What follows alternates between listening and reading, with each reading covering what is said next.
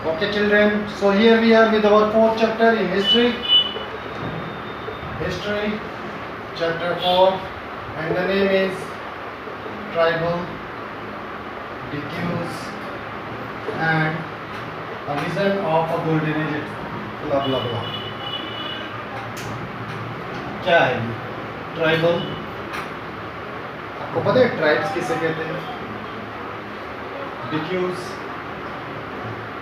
किसे कहते हैं? Golden age, vision of a golden age. Tribal वो लोग होते हैं जो खास करके जंगली एरियो में रहते हैं और उनको गवर्नमेंट से बाकायदा सर्टिफिकेट मिला हुआ है कि आप ट्राइब से हैं। एक बात है, डिक्यूज डाकुओं को बोला जाता है, खास करके ये वर्ड यूरोपियन के लिए यूज किया जाता था। ये चैप्टर क्यों आया? जाहिर सी बात है, हमारी हिस्ट्री का पूरा सिलेबस 8th स्टैंडर्ड का ब्रिटिश और ब्रिटिश रूल से रिलेटेड है। इसी कड़ी में ट्राइबल्स की अगर बात नहीं करेंगे तो अधूरी रह जाएगी, सिलेबस कुछ इनकम्प्लीट सा रहेगा। ट्राइबल जैसे कि मैंने भी बताया मेनली फॉरेस्ट में रहते थे। इनका मेन काम क्या था? हर्डिंग यानी कि जानवरों को पालना, फॉरेस्ट प्रोडक्ट को गैदर करना, जंगलों से लकड़ियाँ, दूसरी मेडिसिन जैसी चीज़ें इकट्ठा करना, कुछ खुद यूज़ करना और कुछ पास के मार्केट में बेच देना। और इसके अलावा जो उनका कल्टीवेशन सिस्टम था, जिसको कि झूम बोलते थे वो लोग, झूम कल्टीवेशन, एक्चुअली ये शिफ्टिंग कल्टीवेशन। शिफ्टिंग कल्टीवेशन होता क्या है? इसमें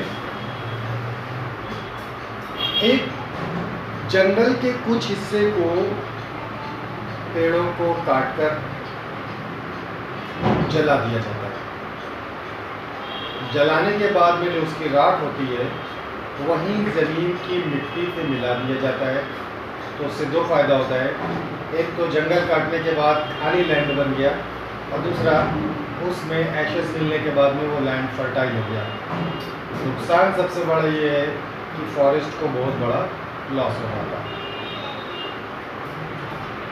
प्रॉब्लम कहाँ से क्रिएट होती है? प्रॉब्लम वहाँ से क्रिएट होती है जब ब्रिटिश एक नया लॉ लेके आते हैं कि अब फॉरेस्ट को बिना उनके परमिशन के हर कोई एक्सेस नहीं कर सकता।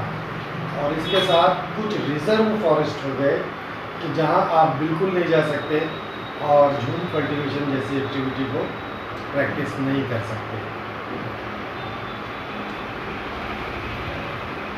ट्राइब्स ब्रिटिश रूल के लिए या कह लें कंपनी के लिए बहुत बड़ा सफर हो गया। रीज़न क्या था कि एक जगह पे नहीं रहते थे।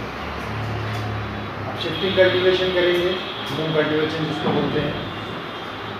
आज यहाँ खेती किया, फसल हुई, काटा, यूज़ किया, बेचा, जो भी किया, दूसरी जगह पे चले गए। दूसरी जगह जंगल काटा, यूज़ किया, तीसरी जगह पे चले गए। तो इस तरीके से वो एक जगह से दूसरी जगह तक घूमते रहते थे, एक जगह पे सेटल नहीं थे। इसलिए उनको कंट्रोल करने में ब्रिटिश को बहुत प्रॉब्लम आ गई।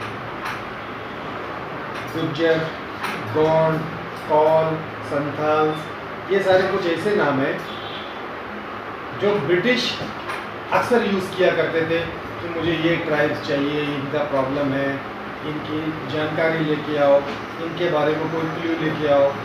अक्सर ये बातें किया करते थे।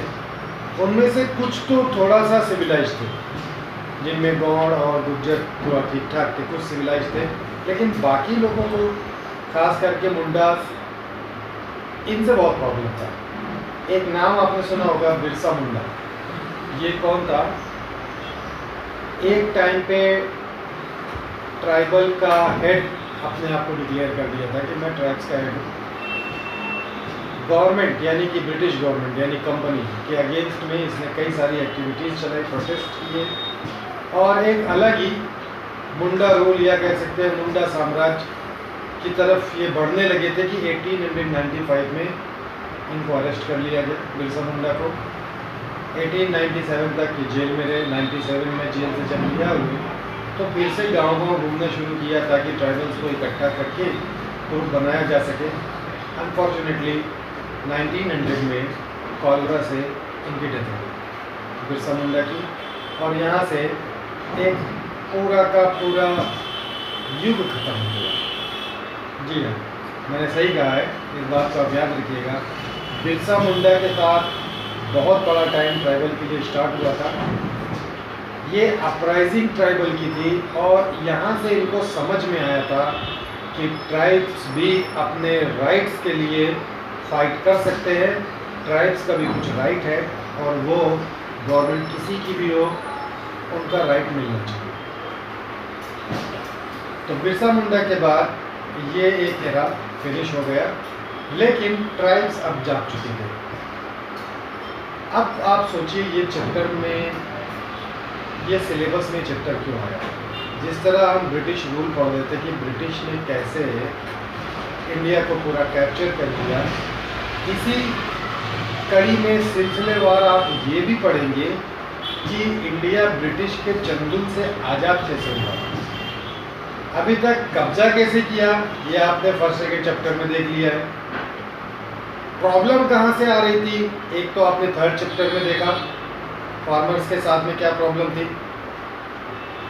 और ये फोर्थ चैप्टर इसमें ट्राइबल के साथ में क्या क्या प्रॉब्लम थी। ये है जहाँ प्रॉब्लम सामने आती है वहीं पे गदर, वहीं पे प्रोटेस्ट स्टार्ट होता है, वहीं से रिविलियन स्टार्ट होता है।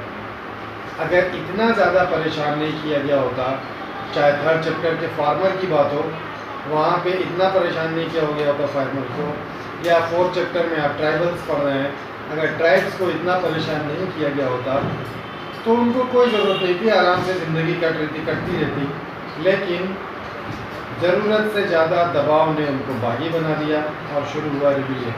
थर्ड चैप्टर में था ब्लू रिविलियन, फोर्थ चैप्टर में है आपका ट्राइबल डिक्यूट and the vision of the golden age. ये गोल्डन एज का विज़न बिरसा मुंडा का था, जिसने खुद देखा और बाकी के ट्राइब्स को दिखाया, और यहाँ से ट्राइब्स का अपराइजिंग हो गया। इस चैप्टर में भी बहुत कुछ खास नहीं है, जैसे कि मैंने थर्ड चैप्टर में बताया था, छोटा चैप्टर है। फोर्थ चैप्टर भी थोड़ा बहुत ज़्यादा बड़ा नहीं है।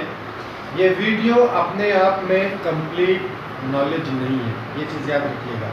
अगर आप ये एक्सपेक्ट कर रहे हो कि इससे मुझे सब कुछ आ जाएगा, तो बिल्कुल आपकी गलतफहमी है। आपको क्लास में आना पड़ेगा, जैसे ही स्कूल खुलेगा, और ये सब आपको फिर से एक्सप्लेन किया जाएगा। आपके कई सारे क्वेश्चंस होंगे, उनका आंसर दिया जाएगा, आपका टेस्ट लिया जाएगा, और जब आप आंसर देने के काबिल हो जाएंगे तब समझा जाएगा कि अब आपको ये चैप्टर आ गया। ये एक हिंट है, जब तक आप घर में बैठे हैं, चैप्टर को ब्रीफली समझने के लिए ये आपके लिए वीडियो है।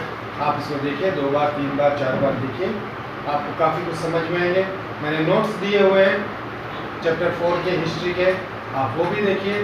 उसके बाद आप एक्सरसाइज देखिए, और let's hope sooner we will meet in the school, in the classroom. Thank you, have a nice day.